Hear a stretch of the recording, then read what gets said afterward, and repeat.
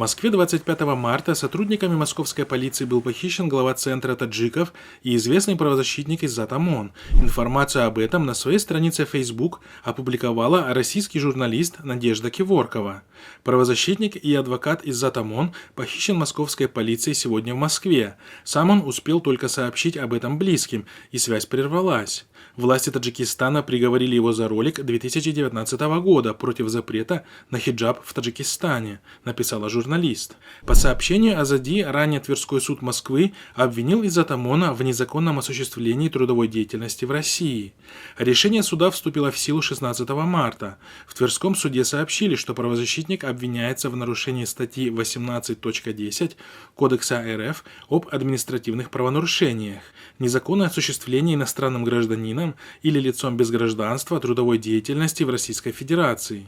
В социальных сетях появилось видеообращение Иззата ОМОНа к президенту России Путину, которое было записано им заранее на случай его похищения и выдачи таджикскому режиму. И вот уже в течение последние полгода за мной идет слежка. В обращении правозащитник рассказывает, что в последнее время за ним ведется слежка, и что ему стало известно об аннулировании его российского гражданства по заказу властей Таджикистана. Власти Таджикистана, представители властей Таджикистана вместе с некими... Также он сообщил о наличии заказа российским силовикам от таджикских властей о его выдаче в Таджикистан.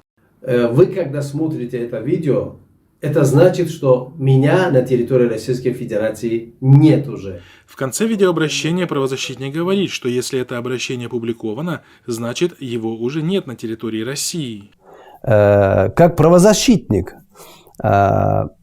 и что вы думаете, меня привлекли, то есть в отношении меня возбуждено уголовное дело по 307 статье, это экстремизм, понимаете?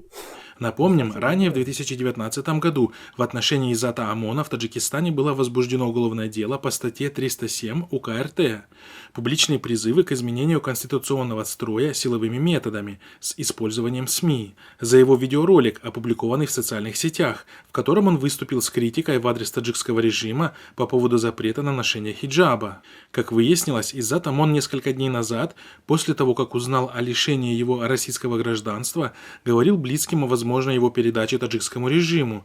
Об этом же в своем видеообращении рассказал один из соратников правозащитника Бахтовар Джумаев. روزهای نزدیک میبرند کجا میبرند نوشته بودند که تاجیکستان میبرند و با میدزدن میبرند تاجیکستان